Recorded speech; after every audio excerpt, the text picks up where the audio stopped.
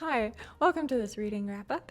It is the end of September, and I've realized that I haven't done a reading wrap-up since the beginning of July. So we're gonna cover the 15 books that I have read since the last reading wrap-up that I made. And just to add some spice to this video, I am going to be ranking each of these books from best to worst. And I'm gonna take you along my thought process as I'm ranking these, because I personally find it kind of interesting to see like how people think about books and how they would rank things, and like just seeing people's thought processes when I don't know, when they're ranking things and when they're kind of comparing books to other books. So with all that said, let's get into this ranking.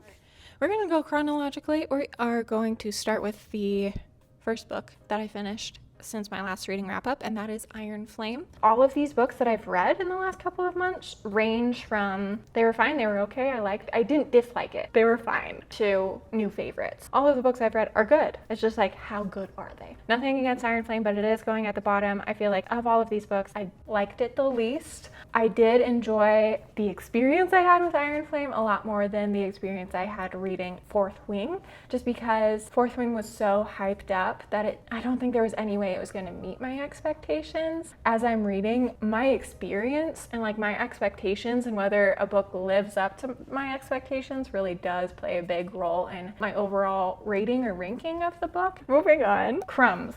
This is a cute little graphic novel about a couple that falls in love at like this magical like cafe slash bakery.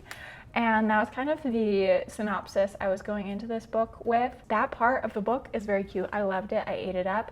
But that falling in love at a magical bakery slash cafe is not as significant a part of the book as I expected. And I wanted more of that. Instead, it kind of focuses more on the witch, I can't remember her name. She works for like the council, the magical council, this like government body that is like the magical authority in this world. And so a lot of the book actually focuses on her job in the council. There are parts of that were interesting. It's just not what I signed up for. Again, not what I expected. So that kind of dampened my experience. So I'm conflicted. For right now, I'm going to put it right above Iron Flame. Okay, next, Project Hail Mary. This is a sci-fi book. I read this for a little reading vlog where I read a bunch of sci-fi books. Of the 3 books that I read in that reading vlog, this sat in the middle. You know, this was like fast-paced. The voice of this was very easy to follow, very easy to fall into the story because of that voice. There is a lovable character that is introduced in this book that also I really loved. I think this book was a little bit long for me, and that's why it wasn't my favorite of the 3 sci-fi books that I read. So for right now, I think we're gonna put this right here at the number 11 spot. Moving on to Dune. Again, this was one of the sci-fi books I read for the sci-fi reading vlog, and this was number 3 of those 3 books. So we'll put it right there. This book was very dense. It was long. It was very political. A lot of like power-hungry characters trying to get on top, trying to betray other people to get on top and stuff. I didn't love that, but I do respect and understand why it is the classic that it is, how it has like shaped the sci-fi genre. And so like, I respect it. It wasn't for me. It just wasn't for me. There were some things I liked, some interesting things to think about.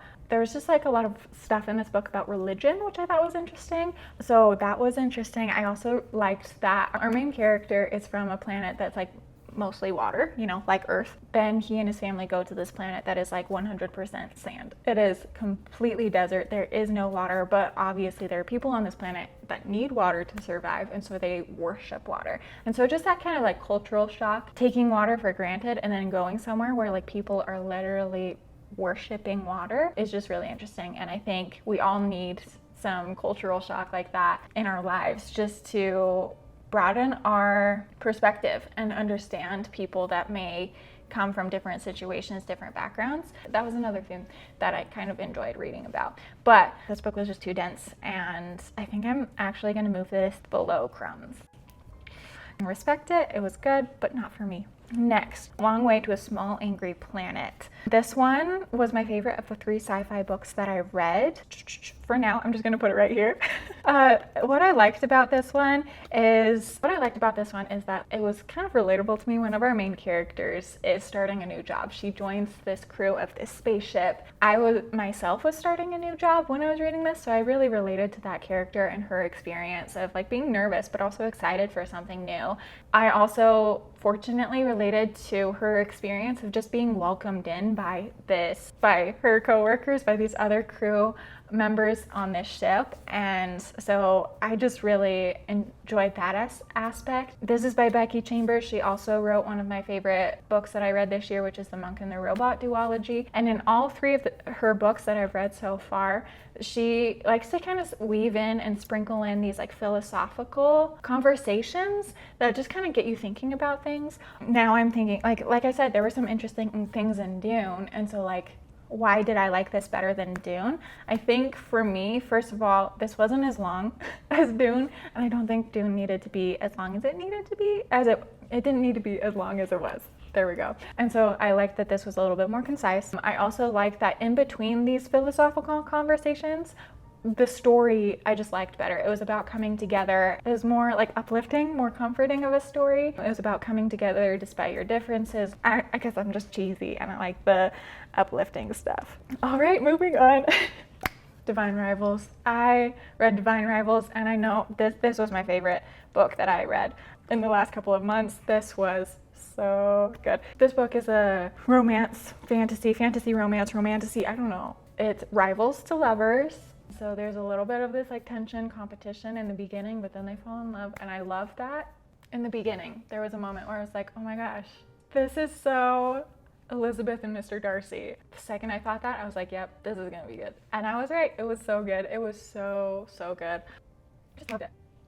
The romance is great. The way they fall in love is because they're writing these letters to each other. It's very You've Got Mail, but I like that they fall in love through writing letters to each other, because I feel like they got to know each other like so deeply because they kind of let their guard down as they're writing these letters to each other. It's just beautiful. Oh my gosh. Okay, next, 6 of Crows. This is a YA fantasy heist book. I enjoyed this. Similar to like Iron Flame and Fourth Wing, it does have that very like fast paced, you get into the stakes, you get into the action of the story really quickly. And from there, it does keep up like a pretty quick pace. So it keeps your attention like a YA fantasy does. And it was just a fun read. I would say I had a fun time with it. And I'm trying to decide where this falls. Around here. It's close to, I would say The Long Way to a Small Angry Planet and 6 of Crows are tied. But for the purposes of this video, I'm going to put it just below The Long Way to a Small Angry Planet. Love them both, but for different reasons. Okay, next, Half a Soul. Oh my gosh. I just love, I mentioned Pride and Prejudice as I was talking about Divine Rivals. I love a Regency romance, okay? I love Jane Austen, and so I love anything that reminds me of Jane Austen. So if it's set in the same time, yes please. If it's got some romance to it, great, awesome. But if it's also got magic, give it to me. This was great. I loved it. I'm gonna put it right up by Divine Rivals because yes, I feel like this was made for me. It was the perfect combination. Okay, Inkspell. This is the sequel to Inkheart, which I read earlier this year. This is a story about a young girl and her father who have this magical ability to bring book characters to life. In this sequel book, she and her father actually travel into a story rather than bringing the characters out. So that it's a little bit of a twist from the first book, but I love that this book is about books. It's about stories. I love stories. And so the fact that these like main characters just love stories and love books so deeply that like they have this ability to bring the books to life is just, I wish I had the power. Apparently I just don't love books enough, but I just like relate to that love of reading and love of books. Oh no, where does this go? It goes somewhere in the middle here. I'm not gonna think too hard about it. Yeah, okay, we're gonna go like this. We're gonna put it right below The Long Way to a Small Angry Planet and Six of Crows. I'm gonna say they're all very close in the running. They're all very close together. Next, The Last Tale of the Flower Bride. This book, I picked up this book because I heard that it had to do a lot with fairy tales, but it was also kind of dark and gothic at the same time. And yes, I love fairy tales. I love a good fairy tale retelling. I love the romance of fairy tales, but also, as I've discovered in the last year, I also really like some dark, creepy gothic stuff. So I picked up this book. The two main characters in this book both love fairy tales. Both like to try and find similarities between their lives and fairy tales. And so that's kind of the connection that this book has to fairy tales. It is not a fairy tale retelling. It doesn't really have magic to it like a fairy tale would, but both of our main characters happen to love fairy tales. If you're gonna read The Last Tale of the Flower Bride, it is more of like a psychological thriller with like there are elements where it's like, wait, is this like a gothic fantasy fairy tale? No, it's not. But like there are moments where like things are described in a way where you're like, maybe there's some magic involved. Maybe there's like a darker spell that's been cast somewhere. But no, it's not. So that's kind of the connection there. The gothic part, it is set at this big mansion estate house place, so it does kind of have that gothic vibe, and the house is kind of in its own way like a character in the story, and so because of that, that's kind of where the gothic comes in. There was something about this book that reminded me of What Lies in the Woods, which is a book I read last year that really just got me back into reading. That there was something about this book, particularly in like the way it ended, that reminded me of that book. So if you've read either of these books or both of these books, let me know if you got that same feel with the ending. I don't want to like spoil anything, but yeah, so where does this fall? Yeah, I'm gonna say I liked it more than Project Hail Mary, but less than Inkspell. Okay, Squire. This is a graphic novel. I don't know why I thought this, but I was expecting this to be a little bit more magical, have a little bit of magic in it. It doesn't have magic in it. This is more like historical fiction graphic novel. It's like it's set in like medieval Ottoman Empire, Turkey, Middle East kind of region / time period.